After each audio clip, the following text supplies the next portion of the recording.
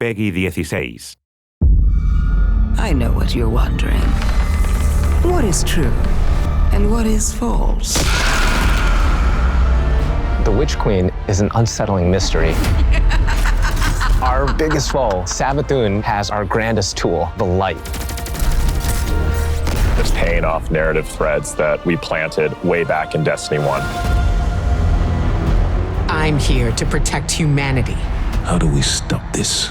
The stakes in the universe are rising, and it's the greatest challenge that we've ever faced.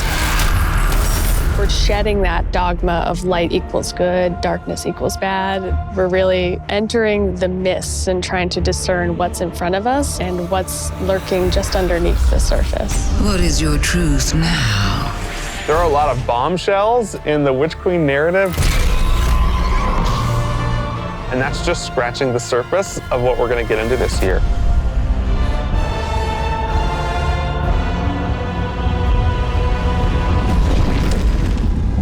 Witch Queen and Season of the Risen is chapter 1 and the beginning of the end for the Light and Darkness saga.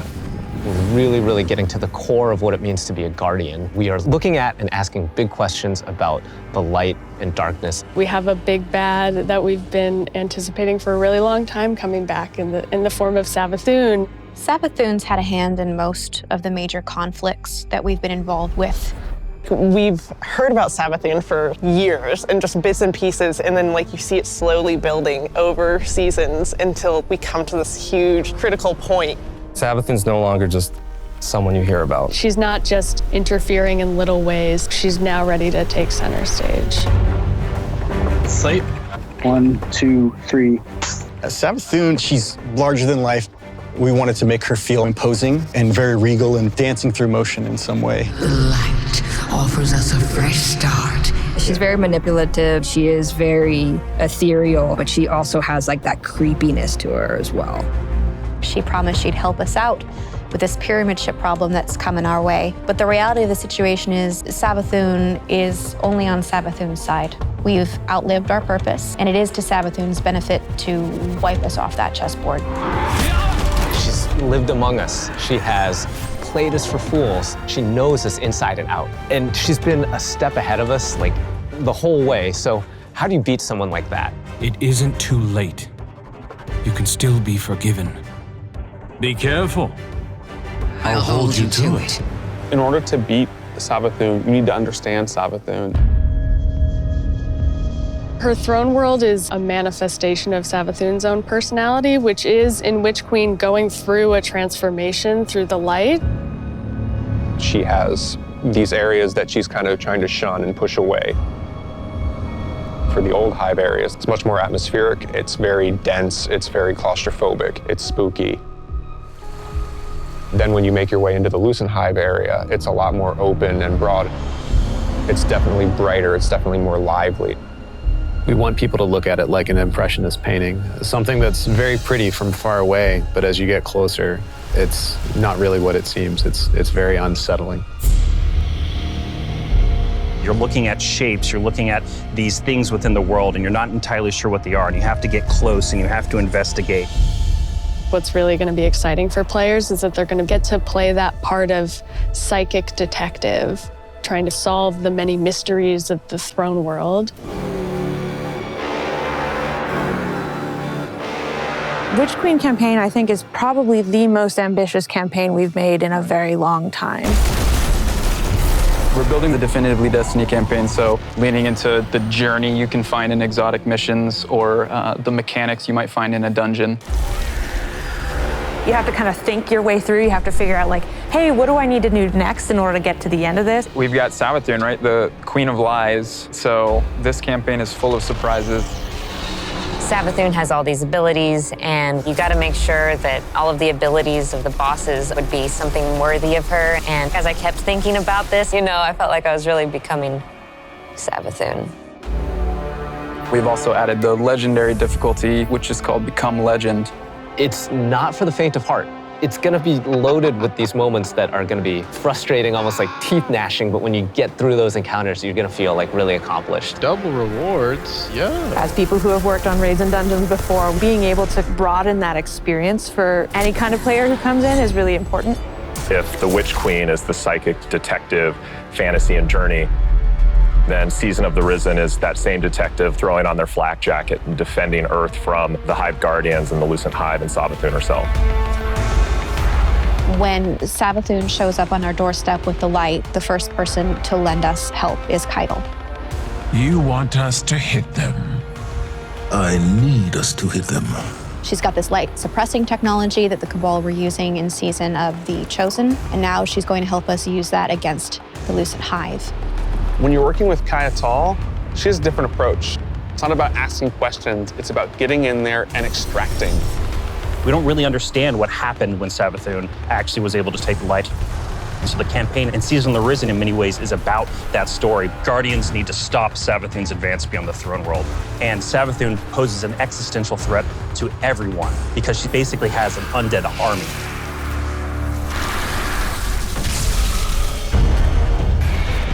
In fighting the Lucent Brood, this isn't our first time in the game fighting other light bearers, but it is the first time that we'll be facing other light bearers that have much more relentless motives. When you look at these Hive Guardians and when they do their abilities, you immediately make that connection like, oh, they are using my powers against me.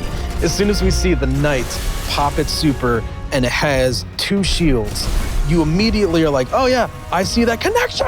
And then it's like, and then you're like, it hits you with those things and then you're dead. And it's just an amazing experience. The Guardians themselves kind of feel like a fire team that you're fighting against. You got every class represented. The Acolyte, when that character casts, does very similar thing as the player, like the Arc Wizard.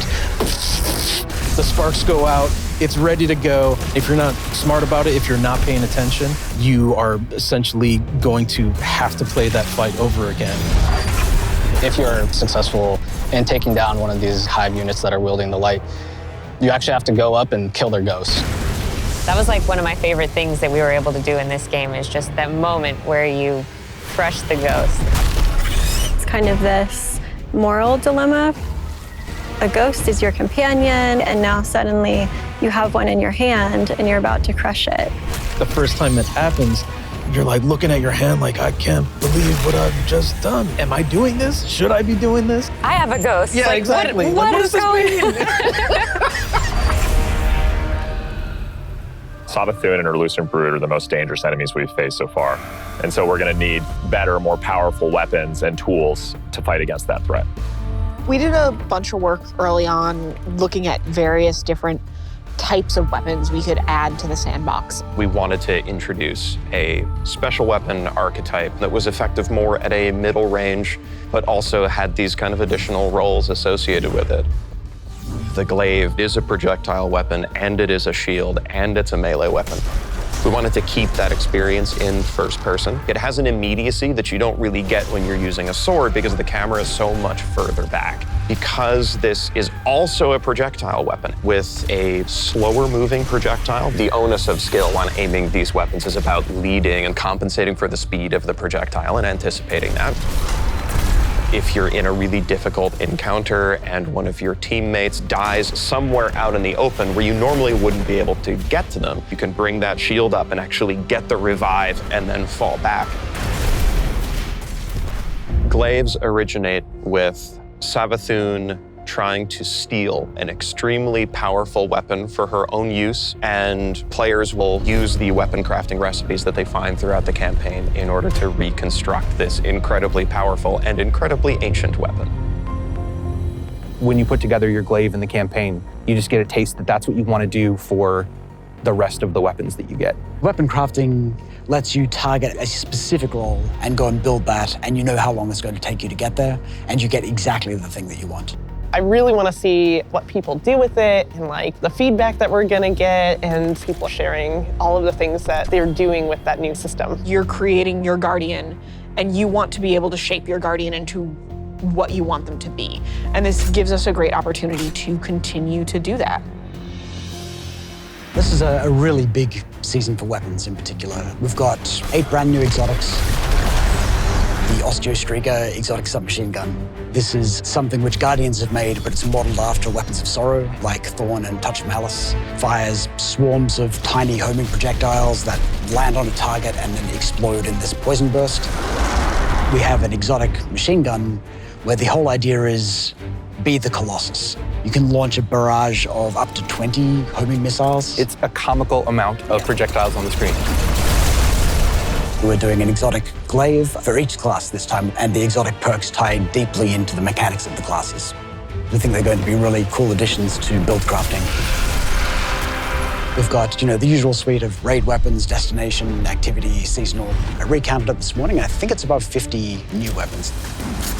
You're going to have 2 new exotic armor for each class, totaling 6, 1 stasis, 1 non-stasis. The Titan stasis exotic. Cast your barricade, and instead of, this Traveler's Light and the Rally Barricade, you create a giant wall of ice. Even though this thing is massive, you still get all the benefits of a Rally Barricade. Warlock Void exotic, we called them the Devouring Rift legs because we wanted Empowering Rift to feel like it had a place in endgame content the way that Healing Rift does. Empowering Rift doesn't heal you, well, what if it did? In Season 16, you're going to see a massive revamp to the Void subclass system across all 3 classes. This is a huge update and will allow players to build craft in ways that they've never done before. One of the things we wanted to do is create a core set of verbs like we did with stasis. Anyone can run suppressors now. I think that's the pretty cool thing to be able I'm going to be running suppressor grenade probably. We wanted you to feel like you were the energy vampire, feel like you were the Night Stalker, feel like you were that protector, that big Sentinel Titan. So you're going to see things like Bastion, a new Titan aspect, where you take your big old Sentinel shield, slam it into the ground, and create this void barricade that's going to apply overshield to you and your buddies. My favorite aspect is probably Child of the Old Gods. As this warlock controlling space and time, I'm able to rip a hole into another dimension and then pull out this little sentient black hole. Whenever I target an enemy, my little black hole buddy is going to fly over there and start draining their life force. The Void 3.0 update is really setting the stage for how we're thinking about updating the subclasses for the rest of the year. We're going to extend this philosophy to Solar and Arc. Solar obviously is going to be about burning, but there's this other component to Solar, and that's healing. Arc is all about chaining. It's all about lightning, direct attacks, quickness. We're going to take the fantasies that you know and love today. We're going to embellish them. So what you'll see is all of the new abilities, all the new actions you take, reinforce that to the core. Pretty excited about it. Witch Queen is very much the culmination of the last 6 to 7 years of just Destiny altogether. And really, this is starting the road to the final showdown. But things aren't necessarily just dark and light anymore. There's a lot more nuance in the game. It's going to be a real fight. Players have something that they're really going to be challenged by. I can't wait for everyone to find out what's been going on with Savathûn. I'm excited. You Guardians are so clever, aren't you? From the throne world to the campaign to the customizable build crafting, it all comes together to make Destiny feel really new and fresh. We've got more Destiny coming this year than any other year before. It's one of the most ambitious releases we've ever put together, and the team is firing on all cylinders.